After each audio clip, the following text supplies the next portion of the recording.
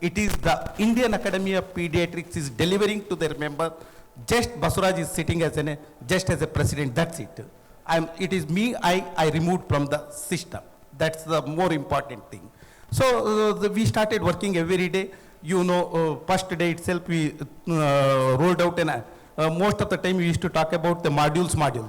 My first thing is I wanted to kill the module concept into the auto mode things that I have never intervened. On the only 1st of January I intervened. After that I never looked into the 20 modules which has been rolled out. Whole team members is rolling it out. हम अपनी वार्षिक कार्यशाला करते हैं। पिछले 60 वर्षों से हमारी एकेडमी है। वार्षिक कार्यशाला में हम बच्चों के स्वास्थ्य और बच्चों के परिवार के सदस्यों के स्वास्थ्य के लिए हर स्तर पर, हर प्लेटफॉर्म पर एडवोकेसी करते हैं, सरकार से, नॉन गवर्नमेंट से। ये जो कार्यशाला वार्षिक होने जा रही है 3 दिवसीय, इसमें हमारा मुख्य उद्देश्य है उत्तर प्रदेश को लेकर कि प्रदेश में जो 5 साल से कम के बच्चे हैं उनको मृत्यु हो जाती है तो उनकी संख्या बहुत अधिक है। करीब 60 बच्चों की मृत्यु हो जाती है 1000 बच्चों में जो पैदा होते हैं जीवित। उसमें सम्मिलित प्रयासों से तेज़ी से कमी आ रही है, लेकिन एक चीज़ में कमी नहीं आ रही है, वो है जो नवजात शिशु की मृत्यु दर।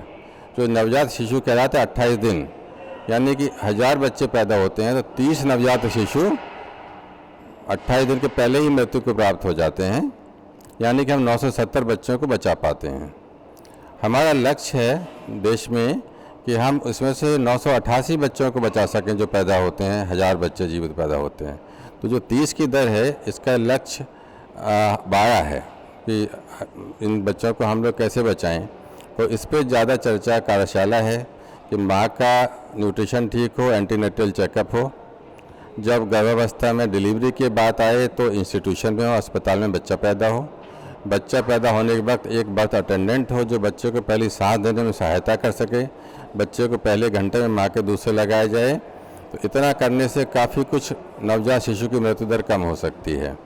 इसके साथ में हमको इस बात का भी विशेष ध्यान देना होता है कि जो बच्चे हम बचा पा रहे हैं, जो बच्चे NICU बेहतर सुविधा होने से, बेहतर नवजात शिशु की चिकित्सा मिलने से जिन बच्चों को हम बचा पा रहे हैं उनका समुचित मानसिक एवं शारीरिक विकास हो सके। बच्चों का डॉक्टर होने के नाते एक बात पर मैं विशेष जोर देना चाहूँगा कि आजकल जो हमारा सामाजिक परिवेश है, जिस प्रकार से शहरों में न्यूक्लियर फैमिलीज़ बढ़ गई हैं, पहले जो गांव में सब परिवार एक साथ रहता था और शहरों में अब न्यूक्लियर फैमिलीज़ हैं, माँ और पिता दोनों काम पे जाते हैं तो बच्चों पे समय नहीं दे पाते हैं। ऐसे में बच्चों में आजकल मोबाइल और टीवी स्क्रीन बहुत ज़्यादा देखने की लत लग रही है।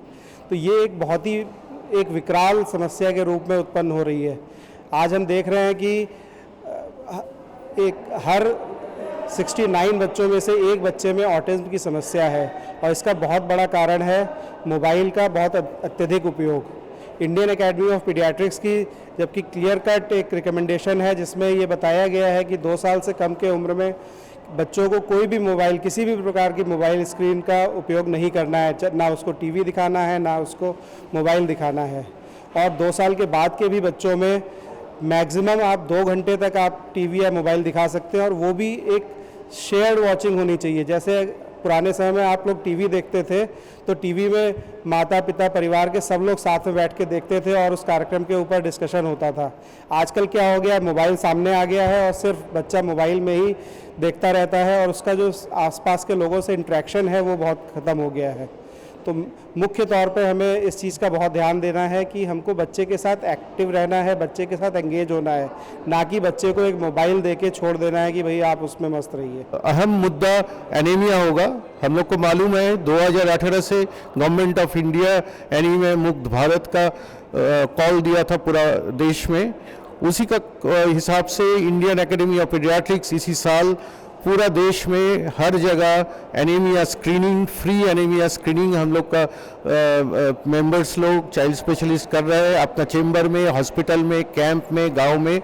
जैसे कि कितना ये प्रॉब्लम हम लोग का देश में बच्चों में है, फैला हुआ है एनीमिया, ये इसके बारे में हम लोग जागरूकता जारी कर रहे हैं। इसका ट्रीटमेंट के बारे में हम लोग सोच रहे हैं और ये फ्री काम हो रहा है पूरा इंडिया में। हम जो पूरे प्रदेश से आए हुए जो हमारे बाल रोग विशेषज्ञ हैं उनको हम विशेष नई जानकारी देंगे जो अभी तक के हमारे विज्ञान के शोध के अनुसार उपलब्ध हुआ है।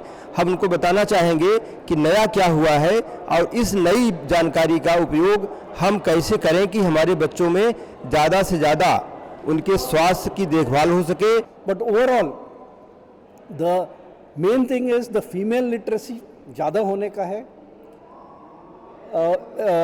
और वैक्सीनेशन कवर अच्छा होने का है।